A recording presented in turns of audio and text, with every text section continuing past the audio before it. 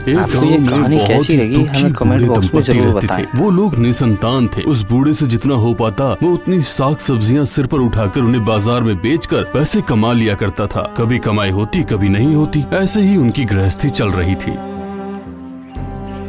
अरे ओ भाग्यवान, सुनती हो? आ रही हूँ, आ रही हूँ। आज बाजार में सब्जियां बेचकर कुछ खास कमाई नहीं हुई है भाग्यवान, इसलिए मैं आज कुछ लेकर आ भी नहीं पाया। थोड़ी सी साग, आटा और चीनी है बस। ये साग पकाकर ही आज काम चला लो। और उसमें आटा है और उसमें चीनी है। आप बिल्कुल चिंता मत कीजिए, मैं काली मिर्च डालकर इतना स्वादिष्ट साग बनाऊंगी कि देखिएगा आप एक थाली भात तो झट से ही खा जाओगे। क्या करें बताइए, अभाव में हमें कुछ भी मिल जाता है उतना ही बहुत है। चलिए जाइए, आप नहा कर आइए।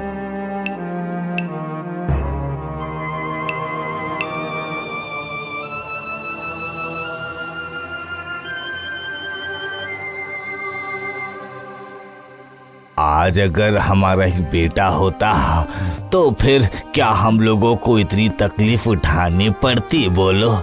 और तो और वो हमारे पास वाली जमीन पर खेती करके सब्जी लगाता। हाँ सही कहा, होता तो उगाता। अभी देखिए वो हमारी जमीन कैसे बंजर पड़ी हुई है। जरा सोचो उस जमीन पर कितनी सब्जियां उगती है ना। सब तो हमारी किस्मत का दोष है जी। आपकी काफी उम्र हो चुकी है, आखिर आप भी कब तक अपने सर पर ऐसे ही साग सब्जी ढोएंगे? क्या पता क्या होगा। जब तक कर पाऊंगा उसके बाद बिना खाए ही मरना पड़ेगा। छी छी छी, ऐसी बातें मत बोलिए जी। देखिएगा देखिएगा, एक ना एक दिन ऊपर वाला हम पे जरूर कृपा करेगा। आप देखिएगा ऊपर वाला हम पे जरूर तरस खाएगा।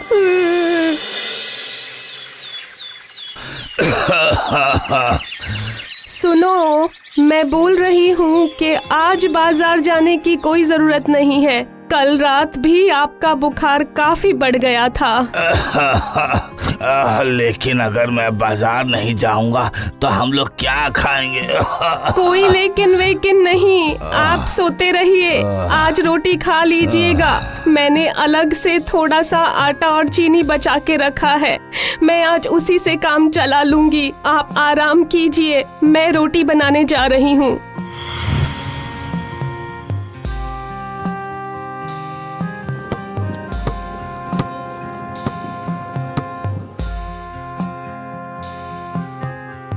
हाँ, ये बन गई नाक और ये रहा मुंह और ये रही आंखें।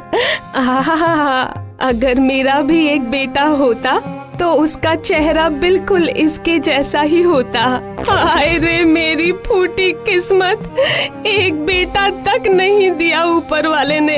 मेरे पति की तबीयत खराब है और मेरी भी उम्र हो चुकी है। अब हम लोगों का ध्यान कौन रखेगा? बूढ़ी औरत रोने लगती है। उसकी आंखों से टप टप करके आंसू गिरने लगते हैं। वो आंसू उस पुतले के ऊपर आकर गिरते हैं और अचानक ही उस पुतले में जान आ जाती है। आज से मैं ही आपका बेटा हूँ। हाँ, तुम मेरे बेटे हो? तो फिर एक बार माँ बोलकर पुकारो, एक बार माँ बोलकर पुकारो। माँ, आज से मैं आप लोगों का ध्यान रखूंगा। हाँ, ये कैसे हो सकता है बेटा, ये कैसे हो सकता है? तुम तो बहुत छोटे हो बेटा। छोटा हो तो क्या हुआ, मैं सब कर लूंगा। अब देखना, आप मुझे पिताजी की बाजार वाली टोकरी दे दो। ठीक है, ठीक है। सुनो बेटा, रास्ते में बहुत परेशानियाँ आएंगी। तुम बहुत छोटे हो, संभल कर जाना, ठीक है? आप बिल्कुल चिंता मत करो माँ, मैं सब सामान बेच के आ जाऊंगा। चिंता मत करो।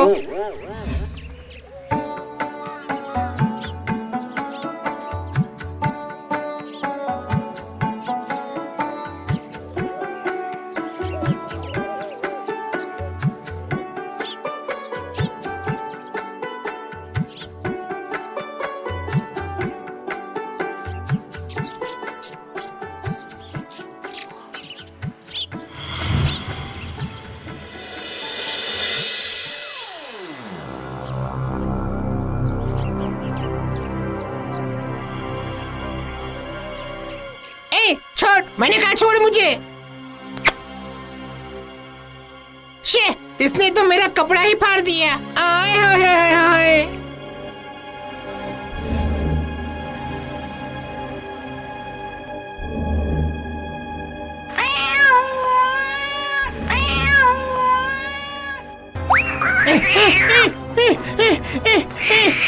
जा जा जा, भाग यहाँ से, भाग भाग भाग।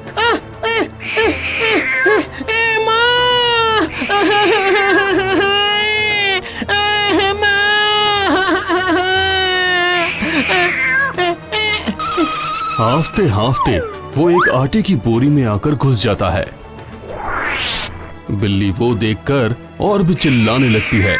वो उस बोरी को खरोचना शुरू करती है। उसके बाद वो आवाज करती हुई वहां से चली जाती है। आटे की बोरी हिलने लगती है, वो बोरी फटने लगती है। जैसे ही वो बोरी फटती है, उसके अंदर से एक आंख दिखाई देती है। उसके बाद और एक आंख दिखाई पड़ती है। उसके बाद एक चेहरा, और उसके बाद उसमें से एक आटे का बना इंसान बाहर आता है। वाह वाह वाह वाह वाह, मैं तो बहुत बड़ा हो गया हूँ। अब मुझे कोई भी डरा नहीं पाएगा और दौड़ा भी नहीं पाएगा। बस अब मुझे किसी का भी डर नहीं है। मैं अब एक बड़ा इंसान बन गया हूँ। कोई भी मुझे और मेरे माँ बाप को नुकसान नहीं पहुँचा पाएगा।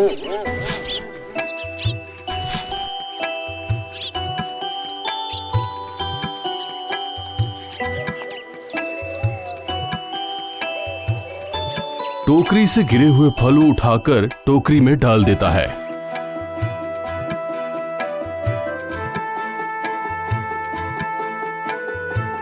वो बाजार की तरफ चलता है।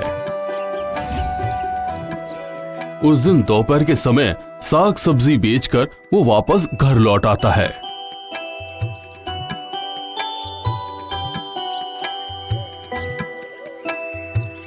माँ माँ,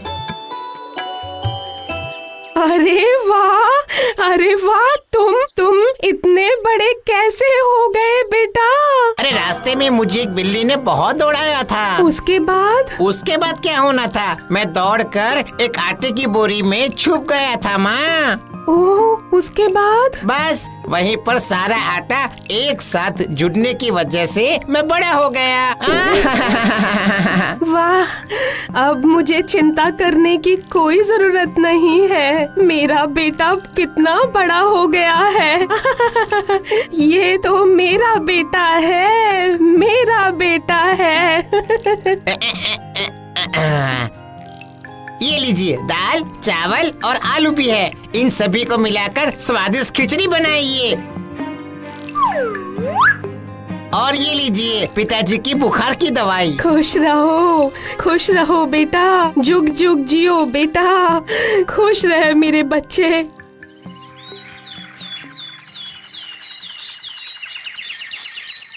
वो आटे का लड़का एक कुदाल की मदद से उनके घर के पास वाली जमीन को खोदता है, जमीन में पानी देता है, उसमें सब्जी के बीज लगाता है। आओ बेटा, अब खा लो। दिन भर से तुमने कुछ भी नहीं खाया है। माँ अब देखना इस जमीन पर कितनी सारी सब्जियाँ उगेंगी। उसके बाद हम लोगों को खरीद कर सब्जी बेचनी नहीं पड़ेगी। तुम्हारे मुंह में घी शक्कर। उस दिन रात में बूढ़ा बूढ़ी और वो आटे का लड़का तीनों सो रहे थे। अचानक ही पूरे मोहल्ले में आग लग जाती है। भागो यहाँ से, आग लग गई, भागो भागो, आग लग गई, भागो भागो भागो। हमारी किस्मत में तो सुख लिखा ही नहीं है जी। मेरा इतना प्यारा बेटा जो हमारी तकलीफ देख भी नहीं पाता था। मेरा बेटा, देखो देखो क्या हो गया इसे। मेरा प्यारा बेटा। चुप हो जाओ, मत रो। अब रोकर क्या होगा? देखिए, जलने के बाद इसका रंग बिल्कुल रोटी जैसा हो गया है। हाय हाय हाय। माँ, ओ माँ, रो मत माँ। ये देखो मैं फिर से जिंदा हो गया हूँ माँ। मुझ में प्राण आ गए हैं। अब मैं पूरी तरह से इंसान बन गया हूँ। आग में जलने के बाद मैं एक इंसान बन गया हूँ माँ। अब मुझे कुछ नहीं होगा माँ। अजी, अजी देखिए, देखिए हमारा बेटा फिर से जिंदा हो गया है जी। ये देखिए हमारा बेटा। अब ये इंसान बन गया है, इंसान बन गया है। हेलो गाइस, अगर आपको ये कहानी थोड़ी भी पसंद आती है तो हमारी वीडियो को लाइक एंड चैनल को सब्सक्राइब करना ना भूलें। ऐसे ही और वीडियो देखने के लिए हमें कमेंट बॉक्स में ज़रूर बताएं।